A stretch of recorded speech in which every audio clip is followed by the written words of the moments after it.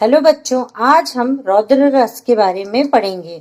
तो इसमें इसकी परिभाषा, स्थायी भाव तथा उदाहरण देखेंगे। इससे पहले की वीडियो में मैंने श्रृंगार, हास्य, करुण तथा वीर रस का उदाहरण और परिभाषा ली थी। आप चाहे तो वो वीडियो भी देख सकते हैं। तो चलिए स्टार्ट करते हैं। आज हम पढ़ रहे हैं सबसे पहले रौद्र रस। रौद्र रस का स्थायी भाव क्रोध होता है। इसी से आधा कॉन्सेप्ट हमारा क्लियर हो जाता है कि रौद्र यानी गुस्सा या क्रोध होता है। तो ये स्थायी रूप से हमारे अंदर क्रोध का भाव होता है, जो समय पाकर या कोई कंडीशन पाकर जब जागृत होता है तब रौद्र रस के रूप में इसकी उत्पत्ति होती है। तो इसकी परिभाषा है, शत्रु या किसी दुष्ट द्वारा किए गए अत्याचारों अथवा गुरुजन की निंदा आदि से उत्पन्न क्रोध।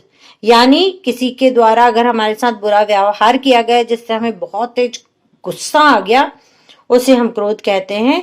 तो ये स्थायी भाव, विभाव, अनुभाव तथा संचारी भाव के संयोग से पुष्ट होकर रौद्र रस के रूप में परिणित होता है। यानी जब ऐसी कंडीशन डेवलप होती है कि हमें गुस्सा आता है तब हमारे अंदर रौद्र रस की उत्पत्ति हो जाती है। अब इसका उदाहरण, जब भी आपको कोई पंक्तियों में ऐसा जैसे कि किसी में गुस्सा समझ में आ रहा है या क्रोध समझ में आ रहा है, वहां आप समझ जाएंगे कि रौद्र रस है। इसका उदाहरण है, श्री कृष्ण के सुन वचन अर्जुन क्रोध से जलने लगे, सब शील अपना भूल कर करतल युगल मलने लगे।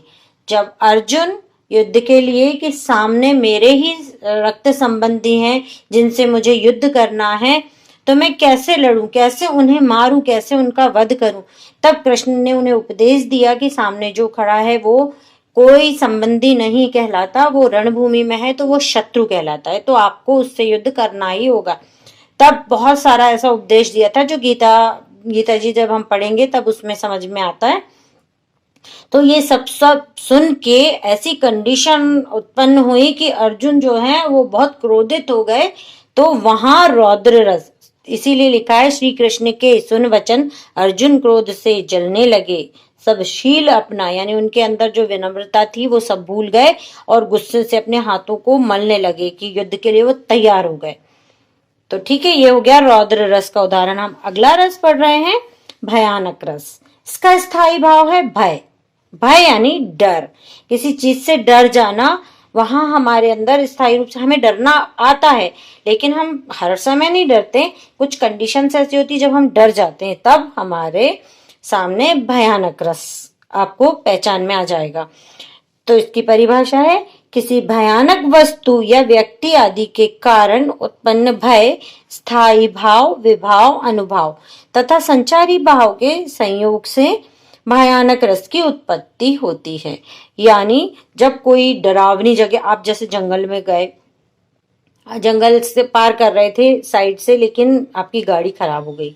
अब आप, रात का समय है, मौसम भी खराब है और फिर आपको डर लग रहा है कि जंगल है, यहाँ से कोई शेर चीता ना आ जाए, हम पे अटैक ना कर दे, क्या करें। ये सब कंडीशन जो बनी, ये सब हमें डरा रही है ना।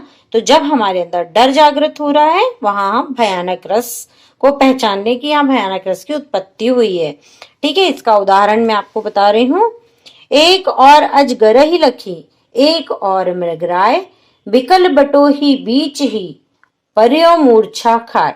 यानी कोई राहगीर है, वो जा रहा है जंगल से ही, जंगल पार कर रहा है, तो एक और उसे कौन दिखा, अजगर बैठा हुआ है। अब वो जैसे ही पलटा कि यहां से भागो, अजगर है, तो उसके अपोजिट साइड जैसे ही मुड़ा, वहां शेर खड़ा है उसके सामने।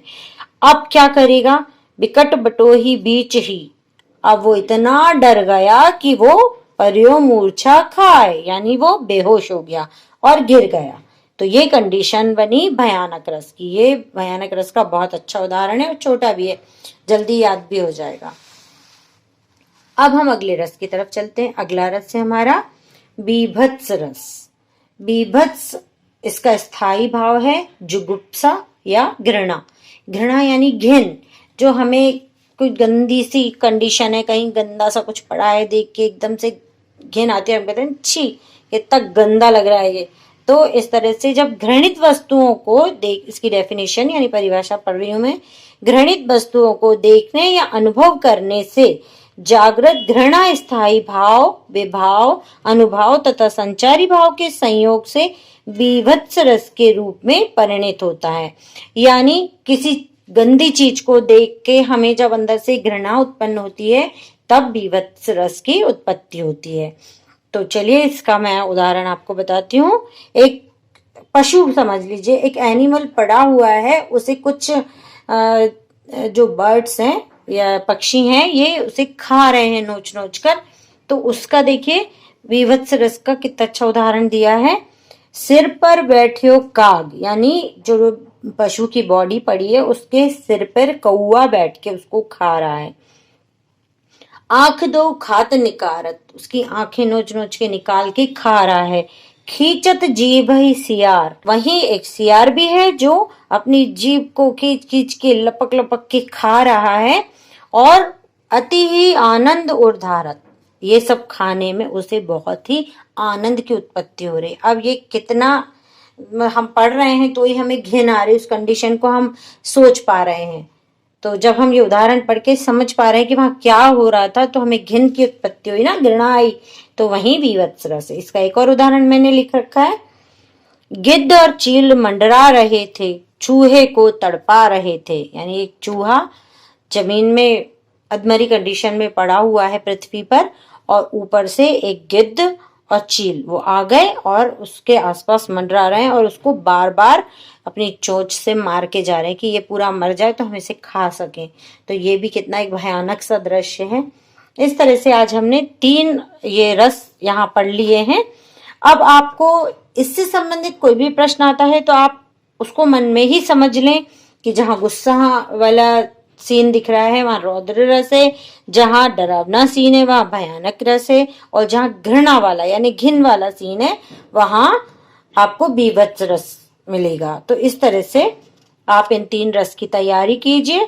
तो मिलते हैं हम नेक्स्ट वीडियो में नई जानकारी के साथ। आपको वीडियो पसंद आया तो लाइक करें, आपके लाइक से हमें प्रोत्साहन मिलता है। अगर आपको वीडियो अच्छा लगता है तो आप अपने फ्रेंड्स के साथ शेयर भी करें, और चैनल पर पहली बार आए हैं तो सब्सक्राइब करें।